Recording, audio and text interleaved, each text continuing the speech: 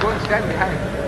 Your question. Mr. Dieter, bonjour. My name is Janine. I come from France and here with some Muslim friends from Aberdeen. And my question is, what would you say to a person who doesn't believe in any religion? Or if you prefer, what would you say to this question, to believe or not to believe?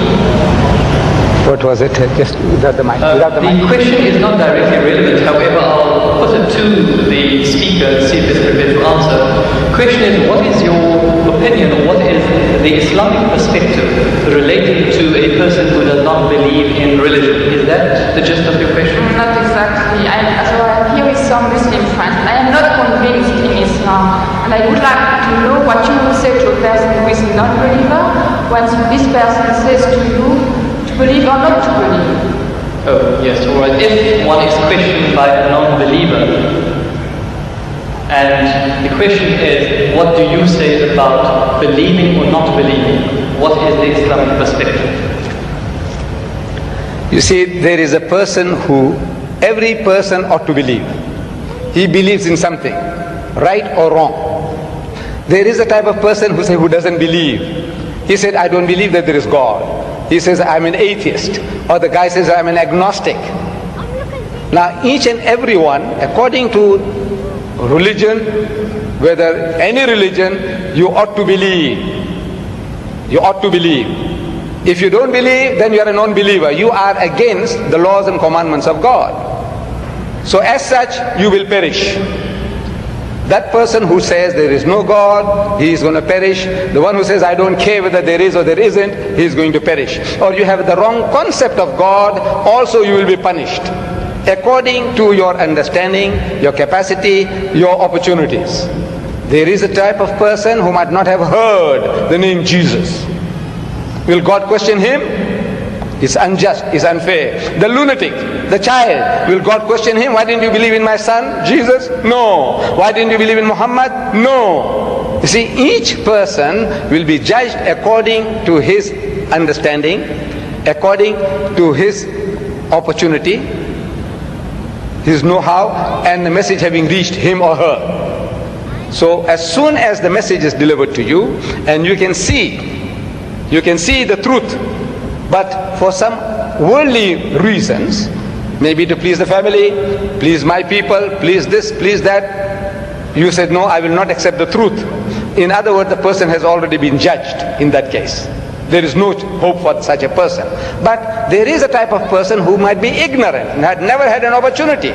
Like the South Sea Islander. Let's say he never heard about Jesus, he didn't hear about Muhammad, he didn't hear about anything. But he was leading a life according to his norm, according to his standards. God will judge him according to his standards, not according to the Bible, not according to the Quran. So every person will be judged according to his opportunity and his understanding.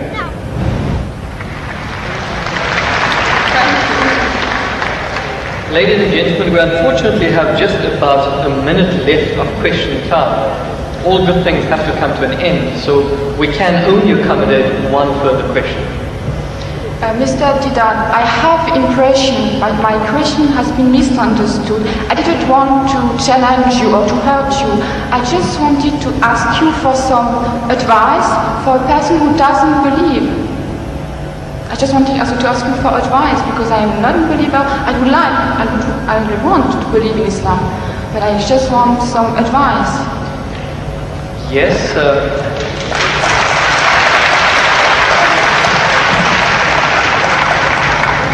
do you not feel that there was sufficient advice? Did you require further advice? Yeah, because I didn't have the impression that my question has been really understood. So you want to know what the bases are, or what the reasons are for a person to actually believe in one God? Which reasons? Which advice would you give to a person who is a non-believer? See, number one, we have to realize that there is a necessity for belief. If you don't believe, you can't move an inch. You can't bat an eyelid. We believe. The very fact that you believe that if you come there, stand before the mic, and when you utter the words will reach me. If you didn't believe, you wouldn't have taken that step. If you didn't believe that you will be visiting this hall and listening to a lecture, you wouldn't have come. So belief is fundamental, is basic to any move that you make. Now, without belief in what? That there is a creator. Number one, that somebody made this machine. Man, woman, he made it. And that this machine is not given without instructions.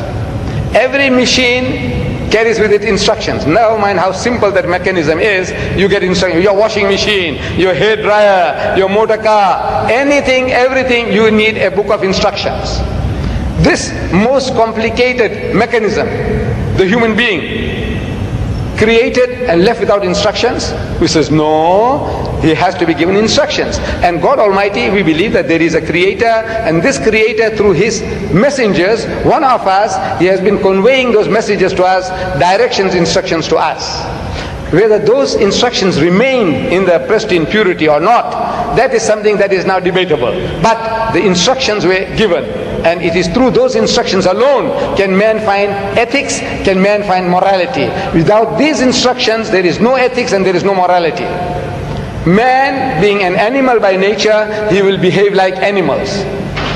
It's only because you believe that there is a creator, and this creator said that thou shalt not marry your mother, you will not marry your sister, you will not marry your daughter. We say we believe, we believe, we believe. You say no, I don't believe, then the person is nothing better than the animal.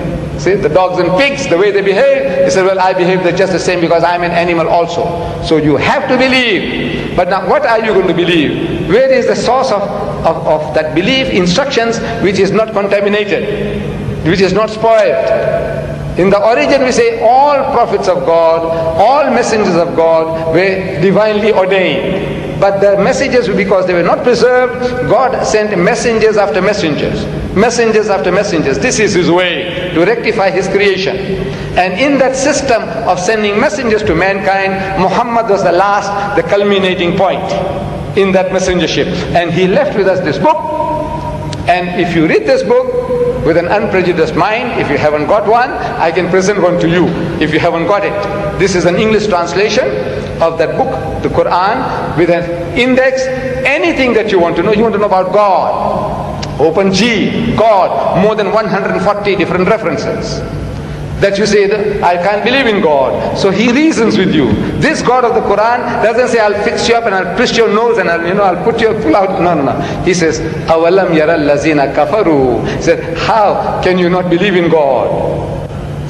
He says, كَيْفَ تَكْفُرُونَ بِاللَّهِ. So how can you not believe in Allah? وَكُنْتُمْ أَمْوَاتًا. Seeing that you were non-existent, you were dead, and He brought you into being. ثُمَّ يُمِيتُكُمْ. He will cause you to die. ثُمَّ يُحْيِيكُمْ. And He'll bring you back to life again. ثُمَّ إِلَيْهِ تُرْجَعُونَ. And to Him will be your return. So if you start reasoning, and you see how true the statements are, that you were non-existent. You, I, everybody, non-existent. The men of science will tell you that this earth was a molten mass. Billions of years, there was nothing on this earth, no life. The thing was all boiling. And the vapors went up and came down, and the vapors went up and came down, and over a period of millions of years, it started to cool. And then life started to germinate, and so on and so on. So there was a time when mankind was non-existent, and God brought you into being. Very true. And now you're going to die. But that is not the end. That there is something in you which is other than the body, that real you. Now that real you, which is the driver of this body of yours, will be made to account for your actions. It's only natural that this person, like Hitler, look, he got away with it. He incinerated 6 million Jews. On account of him, 40 million people died in the Second World War. He's just going to get off scot-free? If he says, no, I don't believe, and there's nothing there on the other side, that means he's free, finish. No. He will have to account for his deeds. Everyone will have to account for his or her deeds. It is a natural, sequence of our attitude and behavior. And this book explains all that. If you haven't got one, this book is yours. If you haven't got one. You got it?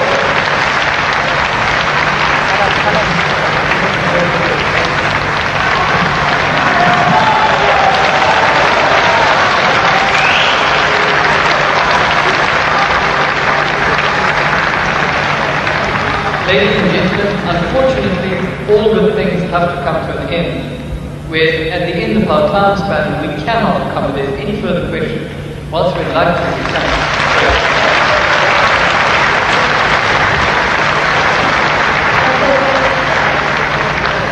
even if